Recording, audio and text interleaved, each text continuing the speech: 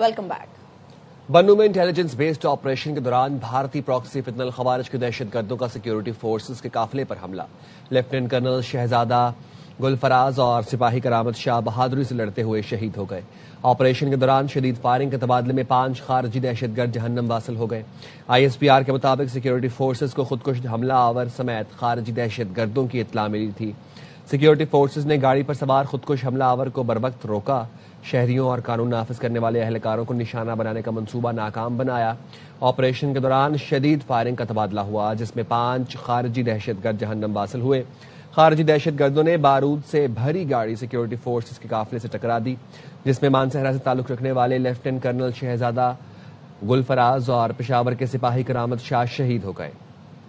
ISPR के मुताबिक भारतीय हिमायत याफ्ता खवारिज रमजान में भी अफगान सरजमीन इस्तेमाल करके दहशतगर्द कार्रवाइयां कर रहे हैं। अफगान तालिबान हुकूमत दहशतगर्दों को रोकने में मुकम्मल तौर पर नाकाम है। पाकिस्तान ने खवारिज के खिलाफ बिला इम्तियाज किसी भी जगह कार्रवाई जारी रखने का ऐलान किया।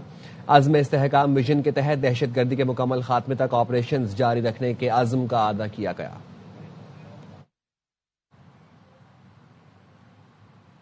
वज़ीर आज़म ने बन्नू में सिक्योरिटी फोर्सेस के काफिले पर हमले की शदीद मसम्मत की है।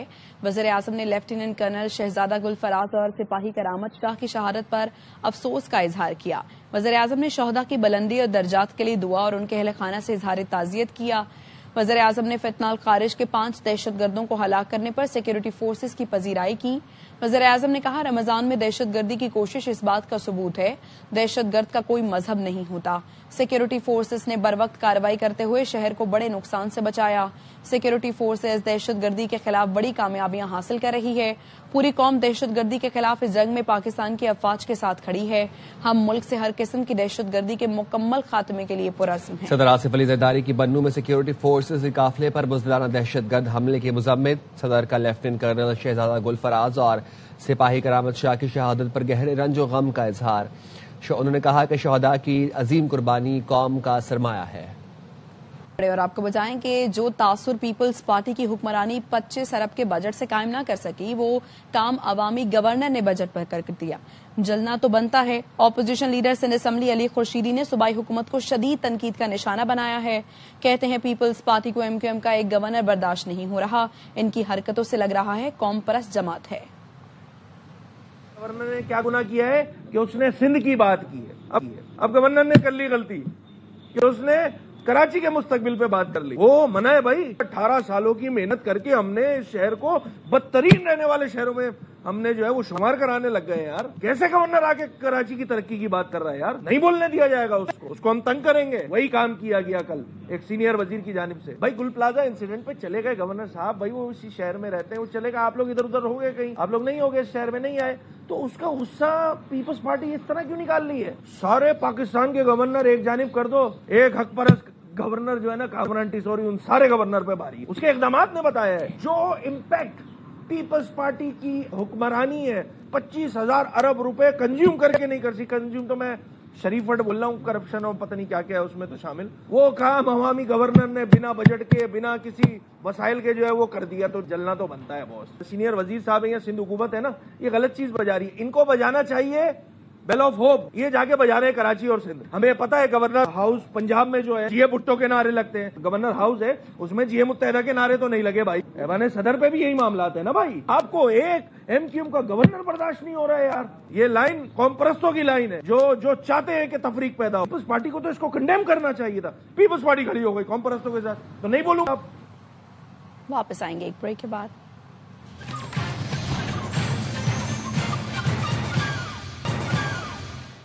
CTD के शेख यूसुफ खैमा बस्ती DI खान रीजन में कार्रवाई खुदकुश हमला आवर खातून को गिरफ्तार कर लिया।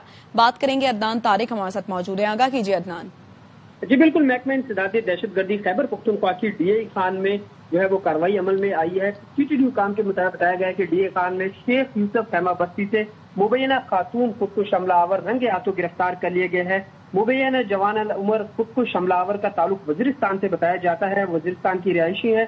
गिरफ्तार मुबीना खुदकुश हमलावर खारजी शावली और तारिक पूछे कोई दस्तराज और उनसे तरबियत हासिल करती रही है। CTD हुकाम के मुताबिक बताया गया कि खुदकुश हमलावर के लिए سامان ٹارگٹ خارجی کمانڈر عاصم نے فراہم کیا تھا. مبینہ خودکش حملہ آور خاتون نے اعترافی بیان جو ہے وہ CTG کو بھی ریکارڈ کروایا ہے. گرفتار خاتون خودکش حملہ آور سے 30 بور پستول، کارتوس، موبائل فون اور اس کے علاوہ حملے میں استعمال ہونے والا سامان جو ہے برآمد کیا گیا. CTG حکام کے مطابق بتایا گیا کہ گرفتار خاتون کے موبائل فون کے فرانسک سے کلدم تنظیم سے رابطے اور خودکش حملہ آور کے رضامندی جیسی معلومات حاصل ہوئی ہیں. جی شکریہ آپ کا. وفاقی وزیر داخلہ محسن نقوی نے حکومتی اتحادی جماعتوں کو بلوچستان اور خیبر پختونخوا میں قیام امن کے لیے اقدامات سے آگاہ کیا ہے. محسن نقوی سے پاکستان مسلم لیگ کے چودھری صالح حسین، متحدہ قومی موومنٹ کے خالد مقبول صدیقی اور بلوچستان عوامی پارٹی کے خالد مقسی نے ملاقات کی. وزیر داخلہ محسن نقوی نے وفاقی وزراء کو دونوں صوبوں کے حالات پر بریفنگ دی اور قیام امن کے لیے کیے گئے اقدامات سے تفصیلی آگاہ کیا. تینوں وفاقی وزراء نے قیام امن کے لیے chief of defence forces, chief of army staff field marshal Asim Munir کی مخلصانہ کاوشوں کو سراہا. وفاقی وزراء نے قیام امن اور دہشت گردی کے خاتمے کے لیے مل کر ساتھ چلنے کے عزم کا اعادہ کیا. ان کا کہنا تھا ہماری جماعتیں دہشت گردی کے خاتمے کے لیے سیکورٹی فورسز کے شانہ بشانہ ہیں اور ہمیشہ ساتھ رہیں گی. وفاقی وزراء نے فتنہ الخارج کے دہشت گردوں کے خلاف جامع شہادت نوش کرنے والے بہادر سپوتوں کو خراج عقیدت پیش کیا. ان کا کہنا تھا شہداء کے خاندانوں کے ساتھ کھڑے ہیں اور ہمیشہ ساتھ رہیں گے.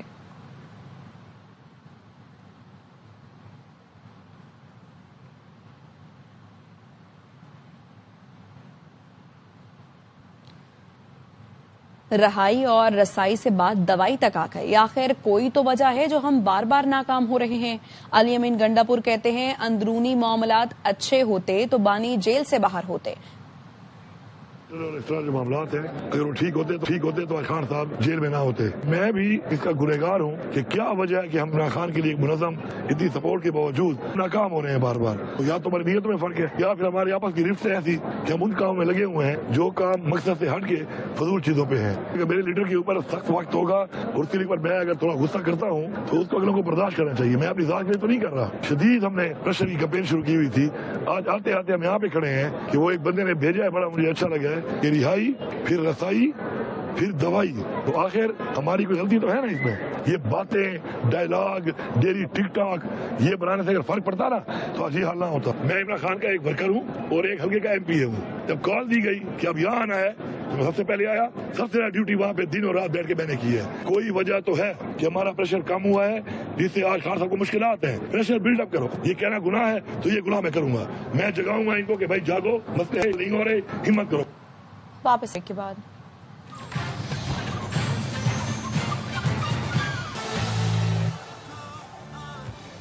آج ہے پاکستان ورسز نیوزی لینڈ. کولمبو میں یہ میچ ہونے جا رہا ہے اور فائنل 4 میں پہنچنے کی یہ لڑائی ہے.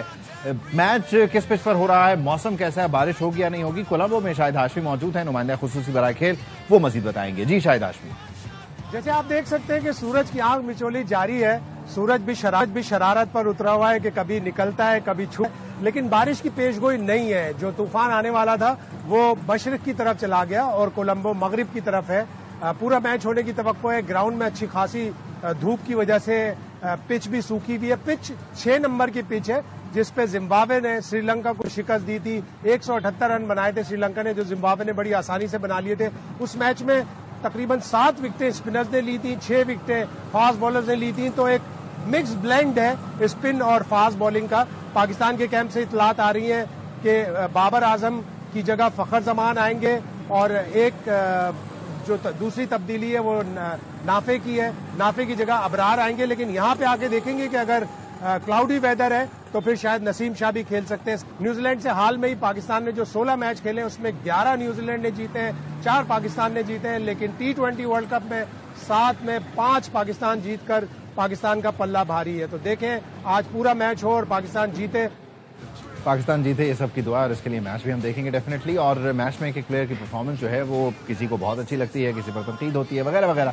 تو سائم ایوب کی پرفارمنس کو لے کر بہت ساری باتیں ہوتی ہیں, لیکن ان کی پرفارمنس رکی پونٹنگ کو بہت پسند ہے. وہ کہتے ہیں جب میں سائم کو دیکھتا ہوں مزہ آتا ہے, اور اگر سائم پرفارم کرے تو پاکستان کے لیے میچ جیتنا آسان ہو جاتا ہے. کیا کہہ رہے ہیں ذرا دیکھیے.